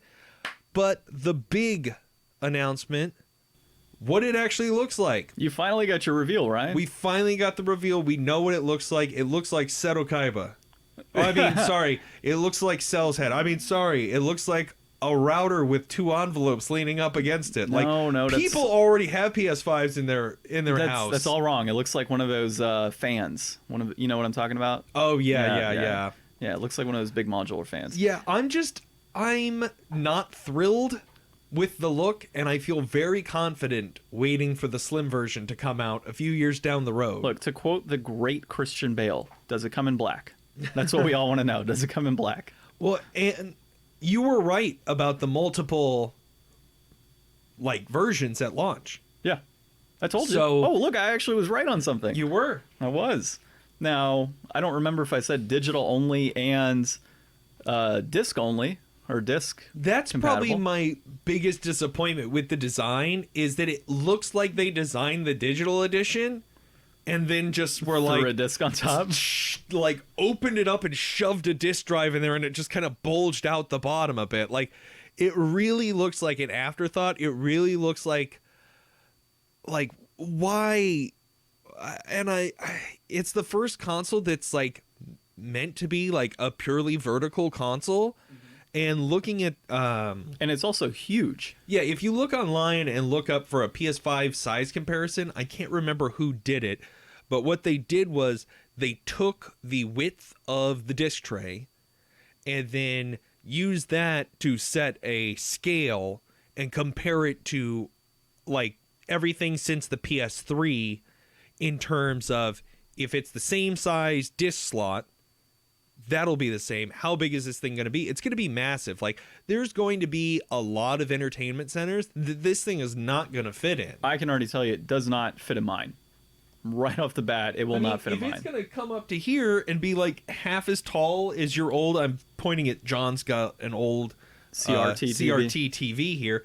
Like, if it's going to be like almost as tall as that TV, like where are you supposed to put this thing in your living room? I don't know. Like, at this point, I'm thinking it'll have to go on the side of the entertainment center on the floor. And then that's just risky because I have a dog in the house. Did you see the pictures? Actually, what you do is you take a Series X, you put it on the ground. Oh, yeah, on a glass and then table. you put a glass tabletop on top of that, and you rest your PS5 up there. I mean, that's the proper way. I think the Series X I'll buy them just for some nice expensive side tables. Yeah. Yeah, I mean, I think it looks really cool personally. I like the design. I like the white look to it. Thing's flipping huge though, so I think I'm going to wait for a pro version or a slim version or something along those lines. I want to buy it day one, but I don't know where the hell I would put that. And I have a pretty good entertainment center that right now fits a PS4 vertically and a 65-inch TV. Any bigger than that, it's not happening. And I wanted to get a 75-inch TV. Yeah. So that kind of tells you where I'm at on that boat. Well, and I guess another disappointment though about this was that there was no price and there was no definitive release date. Nope. So we know it's holiday season. We know it's going to be holiday season, so we can guess, probably very late October, early November. Yeah, and those games that they said holiday 2020 or fall 2020 are all going to be launch titles. Mm-hmm. We already know that. So I would say, yeah, they're going to stick to that standard late October. I think it's always been like early November timeframe. Yeah. So everybody get excited. Stop speculating. It's over. Hopefully we don't have anything else to talk about PS5 next Price week. point. So what's the price point going to be, Ryan?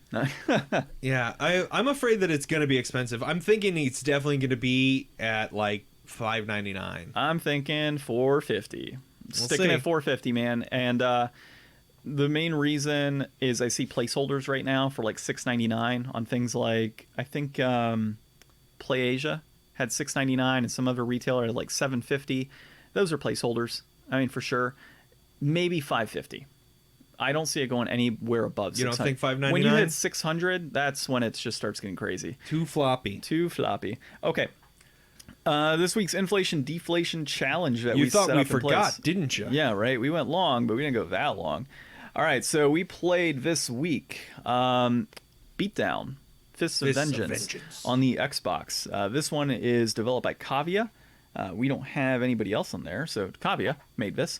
It was released in August of 2005, and get ready for this. Oh, published by Capcom, right? Oh, yeah, Capcom. What the hell happened to my notes? Okay, well, either way, published by Capcom, released August of 2005 on the PS2 and Xbox, and it is a action RPG beat-em-up fighting game. It's Shenmue. It is. It's Shenmue. We were playing Shenmue this with game fighting for about mode. 10 minutes, and I was like, John, you're playing more Shenmue right now, my friend. Yeah, that's exactly what we're playing. So it didn't get really good reviews. It got a 4.6 out of 10 with some places, 2 out of 10 with Eurogamer, and Famitsu, I don't know what they were smoking, probably because it's Capcom, gave it a 30 out of 40.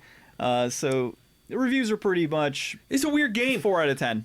Yeah. We started off, we opened the game up, and we went into the 1v1, like, fight, and it's like... Roster style. Yeah, you're in there, you got to pick 3 characters. I'm like, oh my gosh. Start talking Marvel Capcom. I'm like, dude, I don't like having to try to learn that many characters and like having to know how to like combo in and out of switches and stuff. That's like way too much. No, that's not what this is at all. This is a game with a punch button, a kick button, a grab button. That's about it. Think Def Jam. I was like throwing quarter circles in there and up downs and stuff, and I wasn't doing anything. I was trying to throw a spear to try and get you to get over here, but it didn't work. It ended up doing a roundhouse kick instead. Yeah, there wasn't anything to it. And then we went in and we started the single player mode. It's got like the voice acting was a little off, but kind of enjoyable in that kind of camp way. It was a little shite. Yeah, a little shite. But it kind of had like okay visuals. Like, it's always hard for me to go back and think about like, all right, this came out in 2005. What looked really good in 2005? Graphically, actually, it didn't look bad. Yeah. I thought it looked pretty good. It was dark though, and that's something I noticed with Xbox games is they all have like that darker brown type of look going for them for some reason. That was the age of what looks good. Well, these things look okay, but everything's just like cement and beige. Yeah, exactly. So because real life is brown. So let's give gray. Let's give folks a little taste of the story here. So pretty much, there's this mobster sitting in his tall building saying, "I have a mission for like the best 4 people," and you grab your group of 4 people, an Irish guy, a couple white girls, and somebody else. I don't know the full cast, but they all convene in this one remote area, and they see that their fellow mobsters have been killed and there's no drugs. And as you look, the whole family of mob is surrounding them from the top, and evidently you learn that there's a traitor amongst you, and you have to figure out who the traitor is. So you go initially, it splits all the characters into their own storyline. So I'm guessing we'll have like different components of story, right? If we kept playing, eventually we would have run into somebody else's like, this is what they've been doing. Exactly. So you pretty much start with the one character who happens to be Irish, and it's a decent accent, I guess. And you finally find out, hey, there's a traitor amongst you, and we need you to figure out what's going on. And so you're so conflicted. You're like, what if it's a setup? What if I'm, so-and-so's a traitor? No, they can't be. And you go in this whole like internal conflict on your own group of friends that are in the mob with you. And then it opens up into like this RPG style GTA looking Shenmue game, which is with Streets of Rage third person combat. You walk up to weird. people on the streets and ask them if you could fight them, and then you fight them and rob their bodies and and pick move up on. pipes and... Well, the best part is it says X and Y. Y is to negotiate, X is to fight. You don't have negotiation is not the option. It's not even an option. It's just like it's there, but it's grayed out. So they don't negotiate with mobsters in this game. And you literally just walk up to people and are like, fight. Like, that's it. Like, why? Like, you the can't reason? run up and just punch them. You have to go up to them, hit X, And then fight. and then choose to fight them. Yeah. And then sometimes, like, 3 dudes just kind of run out of the nowhere behind you and join the fight. I don't think you were looking at it, but in the first fight that I did, one guy was running from across the street and he got hit by a car and he flipped up in the air. And then you did get hit by that car. did. Car stopped. John's fighting this guy in the middle of the street. Car stops and is patiently waiting for John to finish this punk off. They both kind of slightly move out of the way from the car and then immediately back in front of it. And he's just like, I'm done waiting, and just floors it and runs them both. Yeah. It's... And then it Tanya, the rag shop or whatever, won't even sell to mobsters like us, so we're not even allowed to buy from her new clothing. It's a game that's definitely looks like it has some time spent behind it, and there was probably a team that... I mean, I didn't get the vibe that this is a bad game. It's just not a good game, is what I would say. Yeah, I mean, and the fighting was fluid. It wasn't like the fighting was bad. I mean, when you were fighting, it felt normal. Like, you were clicking buttons, things were flowing the way it should have. We didn't get enough into the story, but it looks like there's missions. You can collect cash. There's probably buy different better things. characters than the starting character that are more fun to play as, or have different options or move sets potentially. Yeah, exactly. So overall, I thought it was pretty good. I mean, it wasn't bad. I would have to see more of the game down the road to determine if it really, fits into that 2 out of 10 and 4 out of 10 criteria. From what we played, I didn't get vibes of 4 out of 10. I got 6s out of 10 on that. I don't know. Maybe it gets worse. Maybe it does. I mean, it can always get worse. It could always get worse. I mean, there are a lot of games out there that could just get drawn out. I mean, it could be one of those that... Would you say it was about 9 hours of gameplay? Yeah. That's what it came out to? Yeah, it's about a 9-hour game. Yeah, I guess it really comes down to, would you be able to play 9 hours of that game? What we played, I don't think I could. And is the story compelling enough to drive it home to where you want to keep going? I'm going to throw all that out the window. And what I'm going to say is, I think that for $6 loose... Oh, let's just talk about the price real quick. Yeah. So, prices, we've got complete inbox $844. Remember, this is the Xbox version. That peaked at $9.99 back in December 2015. That's currently trending down. We got the loose copy for $604. That peaked at $675 back in June 2017, and that's holding steady. Now, the most expensive version, if you want to be a big spender, is the PS2 complete inbox for $1682.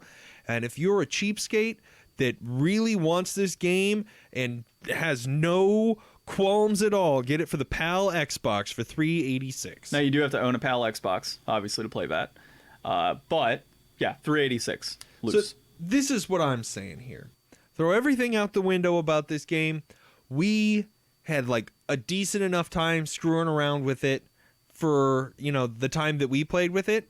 I think for loose, for $6... If you found this loose for $6 and you're with a good friend and you say, hey, I'll buy this if you buy a 6-pack and then we'll go home and play it, I think that would be worth it. On its own, I wouldn't buy it for anything. But with a good friend and a 6-pack of beer, it's totally worth the $6. Okay, so... And then you can throw it like a Frisbee when you're done with it for the next poor soul to find. So it's just right then for you. Okay, so I'm going to look at it from a complete inbox collector standpoint. At $10 in 2015, if you pick this up, you wouldn't have done yourself a disservice. So I think at complete inbox, $844 average right now, $7.99 in that price range, I think it's just right. I think it's right at the price point it needs to be. If this is a game that you like to play this style, the beat 'em up RPG element type of game with that action mixed in. If you thought Shenmue was too polished, yeah, then this is a game for you. So this is budget Shenmue. That's going to go towards our future series. So this is budget Shenmue. Oh my gosh. So yeah, this is budget Shenmue. Yeah, so I honestly would say at $844 you're fine. I think this is worth it at that price point. So just right? Yeah, just right. Just right. That goes into our grading scale. We changed that over the last several years, which, by the way, Ryan, I got artwork for our website that I'll show you later for our reviews. So keep an eye out on the website where you can see this artwork eventually. Exactly, at thegamedeflators.com. Check us out. www.thegamedeflators.com. Yeah, check us out online on social media at... Oh man, you caught me on a whim. I wasn't even thinking about it. Instagram at the Game Deflators, Facebook at the Game Deflators, and Twitter at Game Deflators, because they don't like multiple words. And check us out on all your favorite podcast applications, especially the one you're using right now. Just keep using that one. It's working fine if you can hear me. And leave a 6, maybe 10-star review, but if not possible, we will settle for 5. See, year of the PS5, only 5-star reviews. Exactly. Only 5-star reviews. PS5. They're trying to get in your mind. Yeah. You can go and leave Series X reviews. Yeah. No, that's 10. That means 10, which still confuses me. Series X, like, this isn't the Xbox 10, or maybe it is 10. Maybe they've had 10 different versions of Xbox. I don't know. They're just, they're living in the future. They are, yeah. They're in 3050, and we're in whatever right? it is. Okay, so that really does conclude. Wow, that's a long episode, dude. Thanks for joining us here at the Game Deflators movie, Yeah, an hour and 40-something minutes. Radio play. Man, it's been a long one. It But is. we talked about some cool stuff. We saw some cool stuff. If you guys listened to us before watching any of this, why? And thank you. Okay, so this has been episode 84 of the Game Deflators Podcast. My name's John, I'm Ryan. and thanks for listening.